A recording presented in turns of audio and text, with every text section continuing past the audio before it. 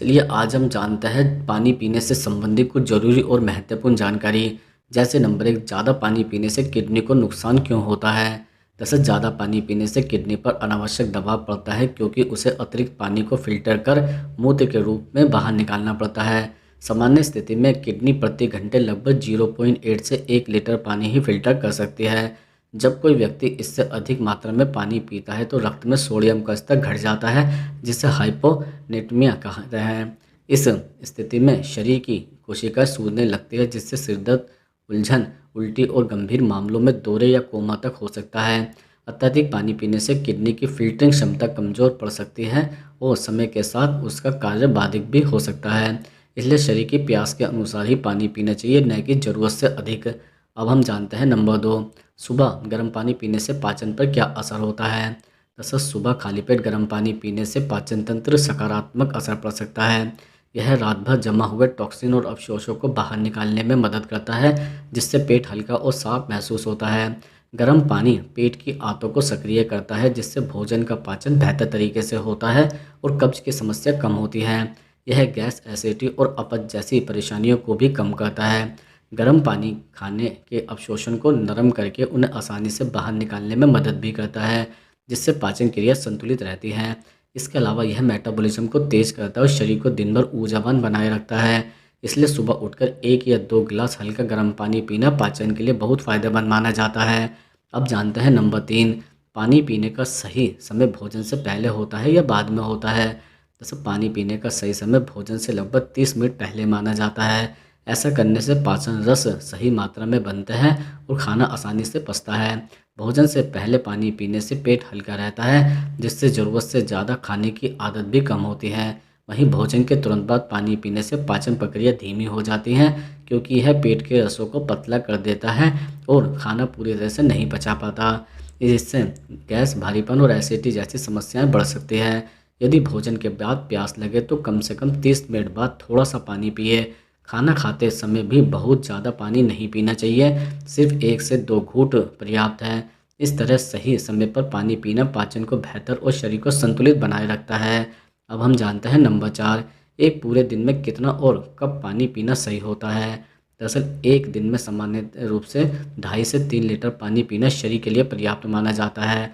हालांकि यह मात्रा मौसम, काम और शरीर की ज़रूरत पर भी निर्भर करती है। सुबह उठते ही खाली पेट 1 या 2 गिलास गुनगुना पानी पीना सबसे अच्छा होता है। इससे शरीर डिकॉट होता है और पाचन क्रिया सक्रिय होती है। नाश्ते से आधा घंटा पहले, दोपहर के खाने से पहले और शाम को भी पानी पीना लाभदायक है। भोजन के तुरंत बाद या बीच में अधिक पानी नहीं पीना चाहिए, इससे पाचन रस कमज़ोर हो जाता है। दोपहर और शाम के बीच जब शरीर थका हुआ महसूस करे या मुंह सूखने लगे, तब पानी की कुछ बूंदें लेनी चाहिए। रात में सोने से पहले ठीक बहुत ज़्यादा पानी पीने से बचना चाहिए, ताकि नींद में बार बार पेशाब के लिए न उठना पड़े। सही मात्रा और समय में पानी पीना शरीर को स्वस्थ और ऊर्जावान भी रखता है। अब हम जानते हैं नंबर पाँच, खड़े होकर पानी पीने के क्या नुकसान हो सकता है। जैसे खड़े होकर पानी पीने से शरीर को कई नुकसान हो सकते हैं।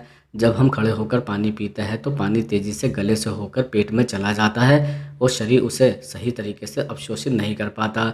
इससे पाचन तंत्र पर दबाव पड़ता है और पेट में गैस, फुलाव या एसिडिटी जैसी समस्याएं भी हो सकती है। इसके अलावा खड़े होकर पानी पीने से किडनी को फिल्टरिंग का पर्याप्त समय नहीं मिलता। इससे उसमें गंदगी या टॉक्सिन जमा होने का खतरा बढ़ता है। यह जोड़ों के दर्द और अर्थराइटिस जैसी समस्या को भी बढ़ा सकता है, क्योंकि शरीर का तरल संतुलन बिगड़ जाता है। बैठकर धीरे धीरे पानी पीने से शरीर उसे सही ढंग से पचाता है और अवशोषित भी करता है। इसलिए हमेशा आराम से बैठकर छोटे छोटे घूंट लेकर पानी पीना चाहिए, ताकि शरीर को पूरा लाभ मिले और पाचन तंत्र स्वस्थ रहे। अब हम जानते हैं नंबर छः, क्या नींबू पानी पीने से सच में वजन तेज़ी से कम होता है। दरअसल नींबू पानी पीने से वजन तेज़ी से कम नहीं होता, लेकिन यह वजन घटाने की प्रक्रिया में सहायक जरूर होता है। नींबू में विटामिन सी और एंटीऑक्सीडेंट होता है, जो शरीर से टॉक्सिन निकालने में मदद करता है और मेटाबॉलिज्म को थोड़ा तेज कर देता है। जब इसे सुबह खाली पेट हल्के गुनगुने पानी के साथ पिया जाता है तो यह पाचन सुधारता है और शरीर को ताजगी देता है। इससे भूख नियंत्रण में रहती है और अनावश्यक कैलोरी सेवन कम होता है। लेकिन केवल नींबू पानी पीने से वजन कम नहीं होगा, इसके साथ संतुलित आहार, नियमित व्यायाम और पर्याप्त नींद लेना भी जरूरी है। ज़्यादा नींबू पानी पीने से पेट में एसिडिटी या दांतों की इनेबल को नुकसान भी हो सकता है। इसलिए इसे सीमित मात्रा में और सही समय पर पीना फायदेमंद होता है। अब हम जानते हैं नंबर 7, क्या उबालने से पानी पूरी तरह से शुद्ध हो जाता है या फिर नहीं।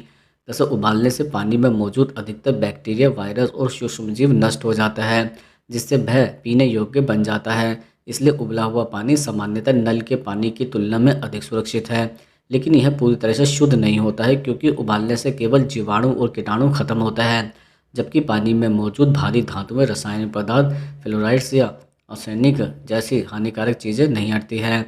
इसके अलावा बहुत देर तक उबालने से पानी की ऑक्सीजन की मात्रा भी कम हो जाती है, जिससे उसका स्वाद और स्वास्थ्य पर लाभ प्रभावित होता है।